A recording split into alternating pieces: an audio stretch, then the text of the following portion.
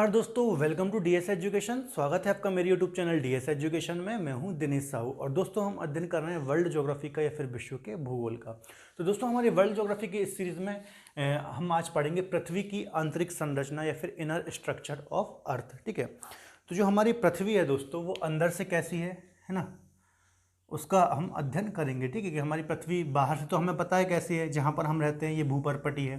ठीक है, इसका तो हमें ज्ञान है कैसी है, परंतु ये अंदर से कैसी है, ठीक है, अंदर से किस प्रकार है ये, तो इसका अध्ययन आज हम करेंगे। ठीक है, तो देखिए पृथ्वी की आंतरिक संरचना है, ठीक है, इसके संबंध में जो भूवैज्ञानिक वगैरह हैं, ठीक है, उनमें मतभेद की स्थिति हमेशा से रही है। ठीक है, अब वो मतभेद क्यों रहा है, ठीक है, मैं थोड़ा आपको बताता हूँ। देखिए पृथ्वी पर मैक्सिमम यदि हम बात करें जो कोयले की खान होती हैं, है ना, उसमें उसके थ्रू मनुष्य 4 से 6 किलोमीटर अंदर तक जा पाया है पृथ्वी के अंदर। ठीक है, 4 से 6 किलोमीटर। जो तेल के कुएं वगैरह होते हैं, ठीक है, तेल के कुएं वगैरह होते हैं, उसमें लगभग उसके थ्रू जो इंसान है लगभग 12 किलोमीटर अंदर तक जा पाया है। ठीक है, इसके अलावा जो ज्वालामुखी वगैरह होते हैं, ठीक है, ज्वालामुखी से जो लावा वगैरह निकलता है, ठीक है, उससे भी हमें लगभग 60 किलोमीटर तक की गहराई का पता चलता है। ठीक है, और यदि हम पृथ्वी की त्रिज्या देखें, ठीक है, पृथ्वी की यदि हम त्रिज्या देखें तो कितनी है, 6371 किलोमीटर। समझ पा रहे हैं?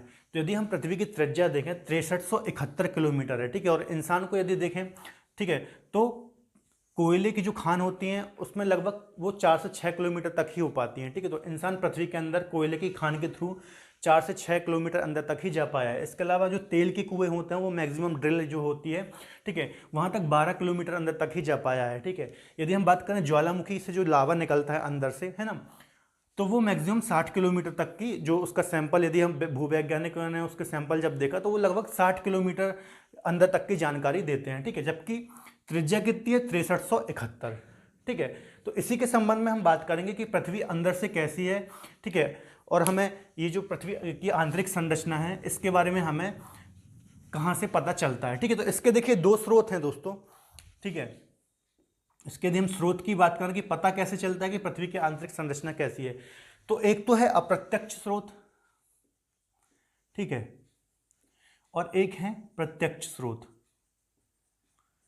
ठीक है, अप्रत्यक्ष के अंतर्गत क्या क्या आ जाएगा दोस्तों, इसके अंतर्गत 3 चीजें आएंगी। एक तो घनत्व आ जाएगा, ठीक है, एक आ जाएगा तापमान, ठीक है, घनत्व, तापमान और दबाव या फिर दाब। ठीक है, घनत्व को इंग्लिश में बोलते हैं डेंसिटी, ठीक है, तापमान को बोलते हैं टेम्परेचर और दाब को बोलते हैं प्रेशर।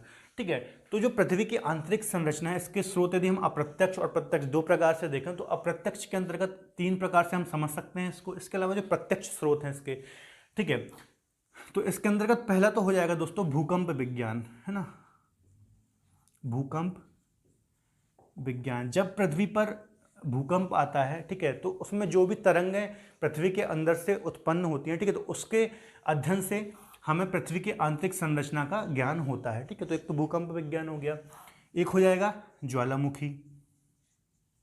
ठीक है, अभी मैंने बताया जो ज्वालामुखी से लावा निकलता है, ठीक है, तो उससे भी हमें पृथ्वी की आंतरिक संरचना के बारे में जानकारी मिलती है। ठीक है, तो इतने स्रोतों के माध्यम से हमें पृथ्वी की आंतरिक संरचना की मेन जो हमें पढ़ने हैं जानकारी मिलती है। ठीक है, तो थोड़ा हम चर्चा करते हैं। पहले मैं आपको बता दूं, है ना, पृथ्वी देखिए इस प्रकार से है हमारी। ठीक है, मुख्यतः 3 पार्ट में है हमारी पृथ्वी, है ना। ये हो गया क्रस्ट, ठीक है, ये हो गया मेंटल, ठीक है, और ये हो गया कोर। ठीक है, मुख्यतः ये 3 भाग में डिवाइड है हमारी पृथ्वी। ठीक है, ये क्रस्ट हो गया, ये मेंटल हो गया बीच वाला भाग, और जो सबसे अंदर वाला भाग है, ठीक है, ये हो गया कोर। ठीक है, अब क्रस्ट मतलब क्या है, ये जो आपको ऊपर दिख रहा है, क्रस्ट मतलब यही दोस्तों जहां हम रहते हैं। ठीक है, जहां पर पर्वत, पहाड़, मैदान, जितने भी चीज़ें हैं, सागर, महासागर, ठीक है, तो जहां पर हम निवास करते हैं उसे ही हम बोलते हैं क्रस्ट। सबसे ऊपर वाली जो लेयर है पृथ्वी की, है ना, क्रस्ट। यदि हम दोस्तों इसकी बात करें क्रस्ट की, तो इसकी डेंसिटी जो है क्रस्ट की, ठीक है, वो है 2.9 ग्राम पर सेंटीमीटर क्यूब। ठीक है, ये क्रस्ट की डेंसिटी है। ठीक है, इसके अलावा यदि हम मेंटल की बात करें तो मेंटल की है 2.9 से 4.4, ठीक है, ग्राम पर सेंटीमीटर क्यूब, ठीक है। ये मेंटल की क्या है, घनत्व है ये, है ना, घनत्व या फिर डेंसिटी, घनत्व है ये, ठीक है। इसके अलावा यदि हम कोर का देखें दोस्तों, ठीक है, तो कोर का जो है वो है 11 से 13 ग्राम पर सेंटीमीटर क्यूब, ठीक है। अब घनत्व बताने का मतलब क्या है, ठीक है। तो देखिए, जब हम प्लैनेट्स के बारे में पढ़ रहे थे तब मैंने आपको बताया था जो पृथ्वी का हमारी जो पृथ्वी है इसका घनत्व कितना है ना, पृथ्वी का घनत्व कितना है, 5.5 ग्राम पर सेंटीमीटर क्यूब, है ना, ये पृथ्वी का घनत्व है। सभी प्लैनेट में यदि सबसे अधिक किसी का घनत्व है तो वो है पृथ्वी, है ना, हमने आपको बताया था मैंने जब प्लैनेट के बारे में हम पढ़ रहे थे। तो आप खुद बताइए, जब क्रस्ट पृथ्वी का ओवरऑल घनत्व कितना है, 5.5 ग्राम पर क्यूबिक, है ना, क्यूब सेंटीमीटर क्यूब, तो क्रस्ट का है 2.9 ग्राम पर सेंटीमीटर क्यूब। तो ऑब्वियसली बात, इससे आप समझ में आ रहा होगा कि क्रस्ट का जब 2.9 है तो अंदर जाने पर, ठीक है, जो घनत्व है वो बढ़ेगा ही, क्योंकि ओवरऑल तो कितना है 5.5 है पृथ्वी का, तो अंदर का ज़्यादा ही होगा, ठीक है।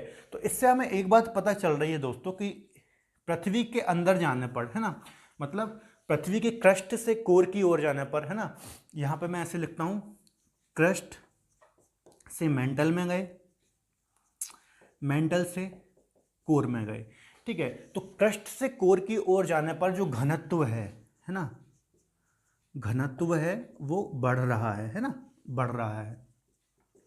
बात समझ में आई? मैंने क्या बोला कि पृथ्वी का घनत्व कितना है, 5.5 ग्राम पर सेंटीमीटर क्यूब, हमारे क्रस्ट का घनत्व कितना है, 2.9 ग्राम पर सेंटीमीटर क्यूब। तो ऑब्वियसली बात है अंदर का घनत्व बहुत ज़्यादा होगा, ठीक है। तो ये हो गई दोस्तों घनत्व की बात, है ना। इसके अलावा हम टेम्परेचर की बात करते हैं, ठीक है। हमें पता है क्रस्ट का टेम्परेचर कितना होता है ना। इसके अलावा यदि हम बात करें, यदि हम ज्वालामुखी की बात करें, है ना, जो ज्वालामुखी वगैरह होते हैं, है ना, इससे जो लावा बाहर आता है, ठीक है, तो वो आपको पता होगा बहुत ज़्यादा गर्म होता है। इसके अलावा ऊपर जो हमारी क्रस्ट का टेम्परेचर है बहुत अधिक है नहीं, है ना, जबकि जो ये लावा होता है लगभग 60 किलोमीटर अंदर से आता है, यदि हम माने एक एवरेज, है ना, तो ये बहुत ज़्यादा गर्म होता है ना। तो इससे भी हमें पता चलता है कि पृथ्वी अंदर से तो बहुत ज़्यादा गर्म है ना।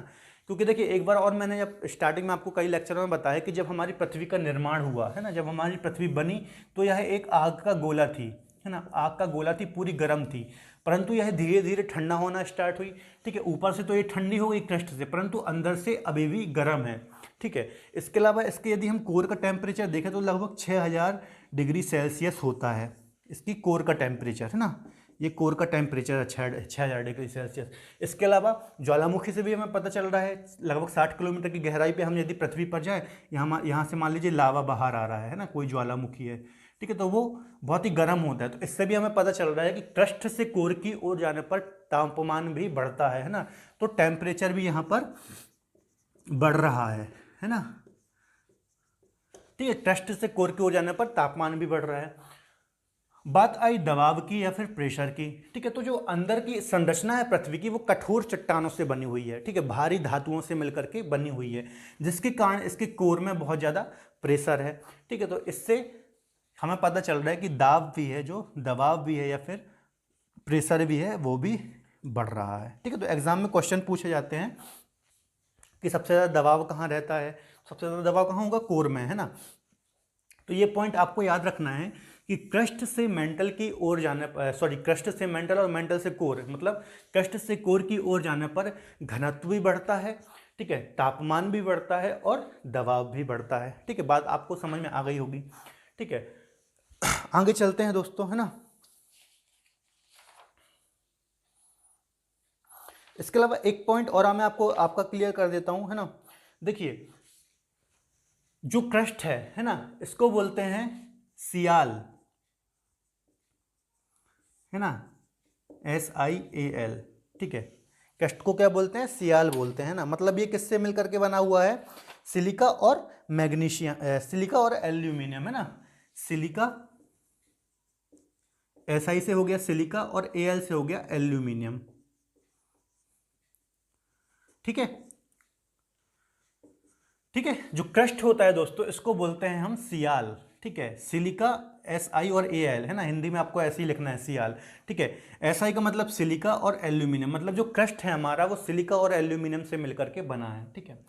मेंटल की यदि हम बात करें तो इसे बोलते हैं सीमा, SIMA, है ना। इसका मतलब क्या हो गया, सिलिका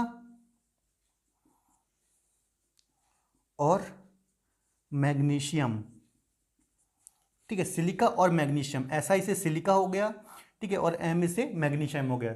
तो मेंटल को बोलते हैं सीमा, है ना, मतलब इसका जो मेंटल वाला ये वाला भाग है, ठीक है, ये बना हुआ है सिलिका और मैक्सिमम पार्ट मैग्नीशियम से मिलकर बना हुआ है, ठीक है।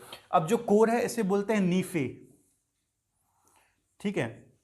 कोर को क्या बोलते हैं, नीफे बोलते हैं, ठीक है। तो ये किससे बना है, निकल और आयरन या फिर फेरस, निकल और आयरन, ठीक है। तो निकल और आयरन से मिलकर बना हुआ है नीफे, आप इसको ऐसे लिख सकते हैं NIFE, है ना, नीफे, ऐसे इसको लिखेंगे।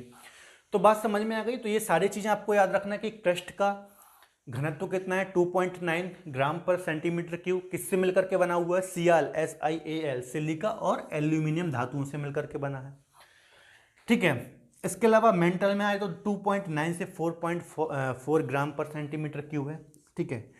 इसे क्या बोलते हैं, सीमा, सिलिका और मैग्नीशियम से मैक्सिमम पार्ट इसका बना है, ठीक है। कोर में यदि हम आएंगे तो इसका जो घनत्व है वो 11 से 13 है ना। नीफे इसे बोलते हैं निकल और आयरन से मिलकर बना है। इससे एक और बात पता चल रही है दोस्तों, जो इसका क्रोड है या फिर कोर है, ठीक है, वो भारी धातुओं, देखिए लोहा जैसी भारी धातुओं से मिलकर के बना है ना। तो इसलिए भी यहाँ पे बहुत ज़्यादा प्रेशर रहता है, क्योंकि ये इसकी जो आंतरिक संरचना है, ठीक है, जैसे जैसे हम अंदर जाएंगे, ठीक है, तो प्रेशर भी बहुत ज़्यादा बढ़ता है, ठीक है। तो एक बात मुझे आपको यहाँ पे और बना दी, जो कोर है, ठीक है, तो कोर दो भाग में डिवाइड है, ठीक है। यहाँ पे मैं बता देता हूँ,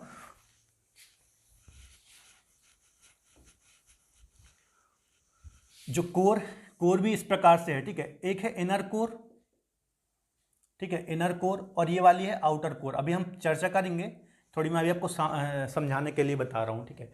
तो जो इनर कोर है दोस्तों, ठीक है, ये सॉलिड है, ठीक है, मतलब ये ठोस अवस्था में है, ठीक है। जो अंदर वाली इनर कोर है, ठीक है, ये ठोस अवस्था में है, और जो आउटर कोर है ना, ये द्रव अवस्था में है, द्रव अवस्था में। इसका कारण क्या है, देखिए मैंने आपको अभी बताया, जो कोर का टेम्परेचर है लगभग 6000 डिग्री सेल्सियस है।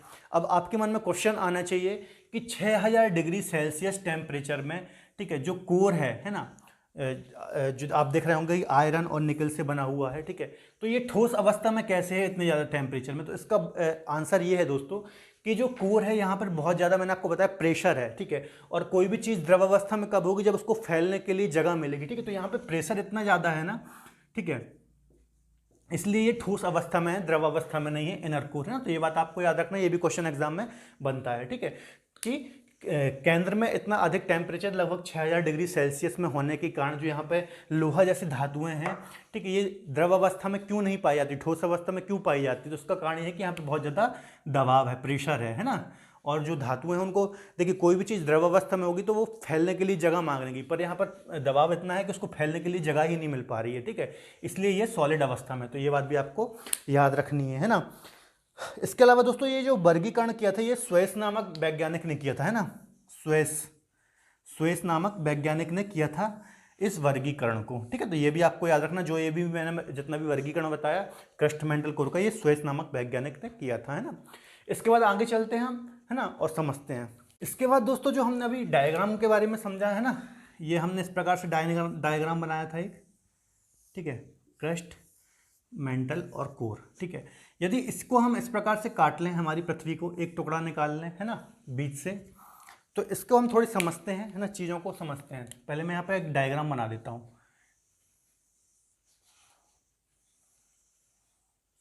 ठीक है।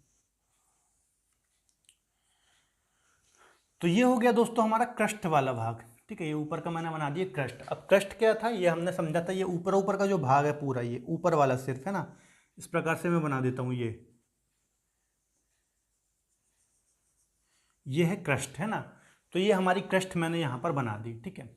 अब क्रस्ट के भी दो भाग हैं, ठीक है, क्रस्ट में यहाँ लिख देता हूँ क्रस्ट। ये कितनी किलोमीटर की गहराई तक है, लगभग 33 किलोमीटर तक, है ना, 33 किलोमीटर, 33 किलोमीटर, ठीक है। ये जो लाइन बनाई है मैंने, क्रस्ट का जो क्षेत्र है। अब ये देखिए एग्जैक्ट नहीं है 33 किलोमीटर, अलग अलग स्थान पर अलग अलग हो सकता है, एक एवरेज मैं बता रहा हूँ आपको। तो ये 33 किलोमीटर तक है क्रस्ट, ठीक है। अब क्रस्ट भी दो भागों में है, एक ऊपरी क्रस्ट और एक निचला क्रस्ट, ठीक है।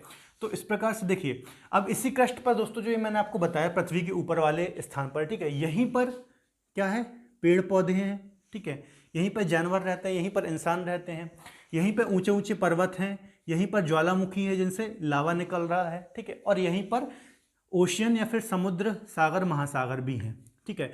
तो कहीं पर ये स्थान ऊंचा हो जाएगा और कहीं पर ये गहरा हो जाएगा। जैसे यहाँ मान लीजिए पर्वत है, पठार है, कहीं पर्वत है, ठीक है, तो ये इस प्रकार से हो जाएगा, ठीक है। तो ये क्रस्ट की मोटाई है अलग अलग स्थान पर अलग अलग होती है, ठीक है, तो ये कुछ फिक्स नहीं है, ठीक है। तो देखिए ये मान लीजिए महासागर है, ठीक है, तो जो महासागर वाला क्रस्ट होगा दोस्तों, ठीक है, अब देखिए क्रस्ट तो इधर पर भी है, इसके नीचे भी है, पर इसकी मोटाई कम है ना। ये जो क्रस्ट है महासागर के नीचे, ये देखिए आप यहाँ पर, इसकी मोटाई कम है जो महासागर के नीचे क्रस्ट है, और जो पर्वतों के नीचे या फिर मैदान के नीचे है उसकी मोटाई ज़्यादा है ना, ठीक है।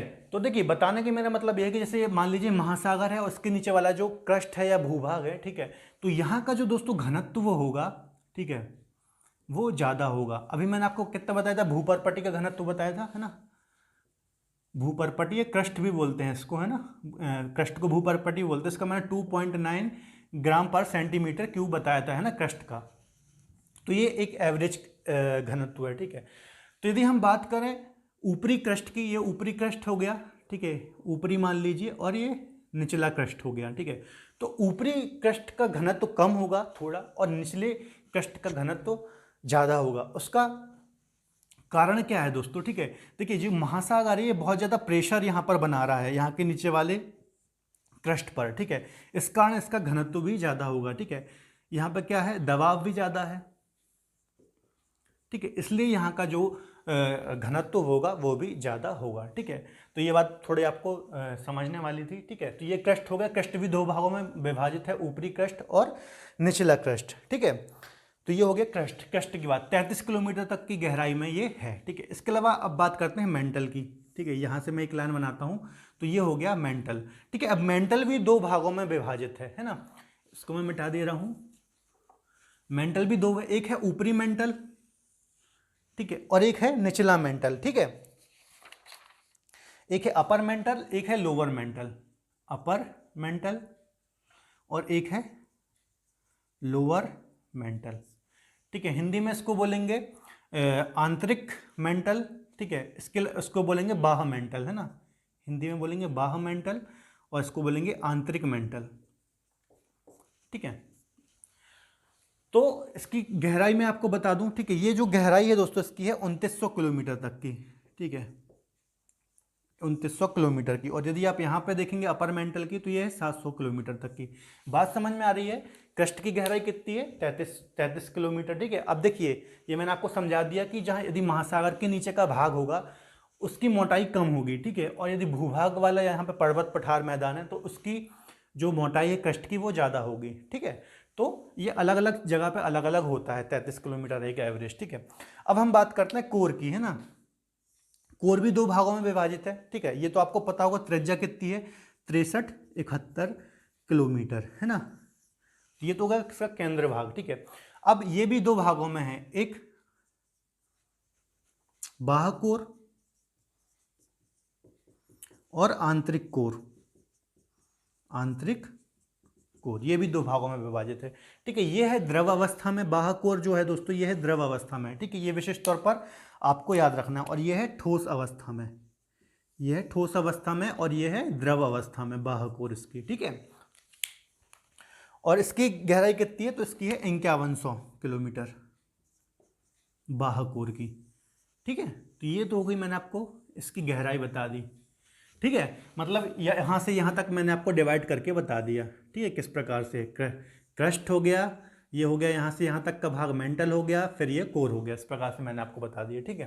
तो इस प्रकार से यहाँ पे हमने बता दिया, गहराई देख ली हमने, ठीक है। अब और चीज़ें हम समझते हैं, ये तो क्रस्ट की कहानी तो आपको क्लियर हो गई है ना। अब हम आते हैं मेंटल में। तो जो अपर मेंटल है दोस्तों या फिर बाह्य मेंटल है, ये वाला यहाँ से यहाँ तक का क्षेत्र, ठीक है, इसका जो ऊपरी वाला सबसे ऊपर भाग है इसको बोलते हैं अपर मेंटल का ऊपरी भाग, है ना, ये जो अपर मेंटल या फिर बाह्य मेंटल का बाहरी भाग है ना, सबसे ऊपर वाला ये वाला एरिया, ठीक है, अपर मेंटल का या फिर बाह्य मेंटल का बाहरी भाग या फिर ऊपर वाला भाग या फिर बाह्य मेंटल का ऊपरी भाग इसको बोलेंगे, ठीक है, ये ऊपर वाली जो लेयर है।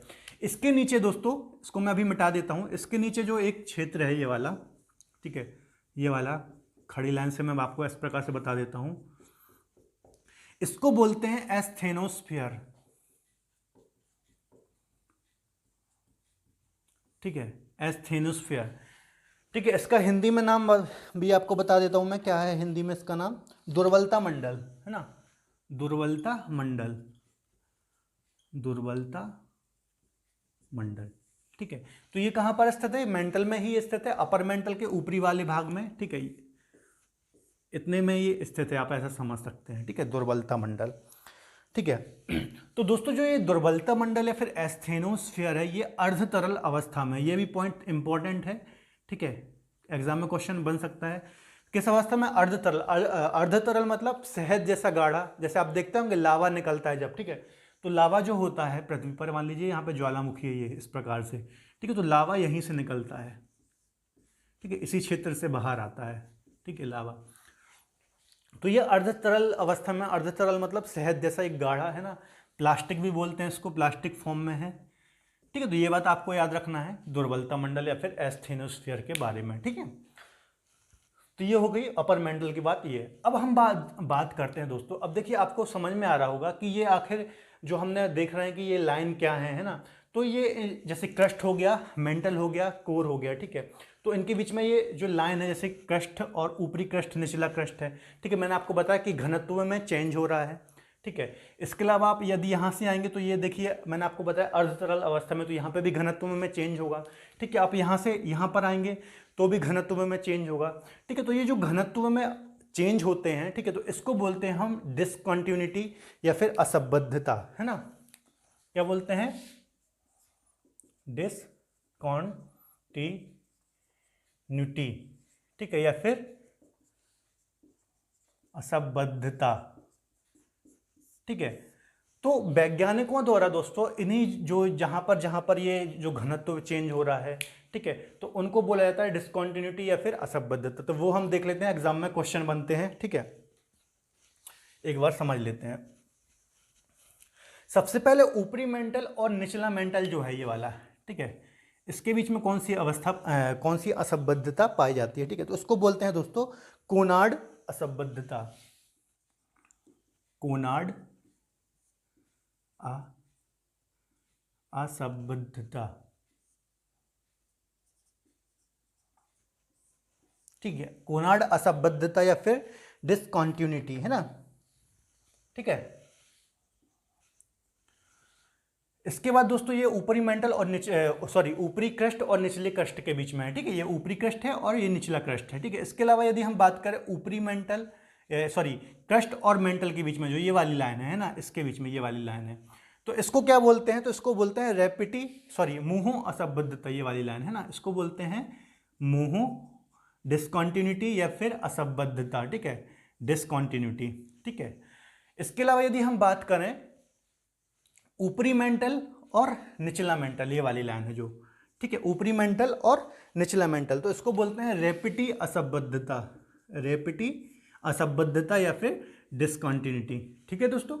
इसके अलावा ये वाली जो लाइन है, ठीक है, मेंटल और कोर के बीच में ये वाला भाग है ना, ये वाली लाइन, या फिर आप बोलें बाह्य कोर या फिर लोअर मेंटल या फिर मेंटल और कोर के बीच में, तो इसको क्या बोलते हैं, इसको बोलते हैं गुटेनबर्ग असंबद्धता, है ना, गुटेनबर्ग असंबद्धता, ठीक है। और जो लास्ट वाली है इसको बोलते हैं लेहमैन लेहमैन असंबद्धता या फिर डिसकंटिन्यूटी, है ना। तो ये दोस्तों इनका मतलब क्या है, इनका मतलब ये है दोस्तों कि जब हम ऊपर से नीचे आ रहे हैं तो कहीं ना कहीं घनत्व में चेंज हो रहा है, चीज़ों में चेंज हो रहा है, ठीक है, डिसकंटिन्यू हो रही हैं चीज़ें, इसलिए ये वैज्ञानिकों द्वारा खोजी गई, ठीक है, एक प्रकार से लाइन है, ठीक है, इस प्रकार से, ठीक है, मतलब आप जब यहाँ से यहाँ आएंगे और ये कोई भी लाइन पार करेंगे, ठीक है, तो चीज़ों में चेंज होगा, घनत्व में चेंज होगा, इसलिए ये इस प्रकार से लाइनें खींची गई हैं, ठीक है। और इनका नाम किसके नाम पे पड़ा है दोस्तों? तो ये जो मोहो, रेपेटी, गुटेनबर्ग, लोहेमैन, तो ये वैज्ञानिकों के नाम है एक्चुअली, ठीक है, वैज्ञानिकों के नाम है। तो वैज्ञानिकों के नाम पर ही, ठीक है, इनके नाम रख दिए गए हैं, असंबद्धता या फिर डिस्कंटिन्यू। तो ये आपको याद रखना है, कोनार्ड, मोहो, रेपेटी और गुटेनबर्ग। इसकी दोस्तों एक ट्रिक भी है, मैं आपको ट्रिक बता देता हूँ, है ना, ताकि आपको चीज़ याद रहेंगी, ठीक है। इसकी ट्रिक है, कोमा में रेखा मारे गुलाटी, ठीक है, क्योंकि देखिए ये याद नहीं होती है आसानी से, है ना, तो ट्रिक के माध्यम से आप आसानी से याद कर पाएंगे, है ना। तो देखिए को से हो गया पहली कोनार्ड, ठीक है, क्या को से क्या हो गया? कोनार्ड, यहां में लिख देता हूं, ठीक है। फिर मां से हो गया मोहो, ठीक है, मोहो, ठीक है। उसके बाद हो गया रेपिटी, तो रा से हो गया रेपिटी, ठीक है दोस्तों। रेपिटी के बाद है गुटेनबर्ग, मारे, ठीक है, कोनार्ड हो गया, मोहो हो गया, रेपिटी हो गया, गुटेनबर्ग, ठीक है। तो यहां से हाँ गा से हो जाएगा गुटेनबर्ग,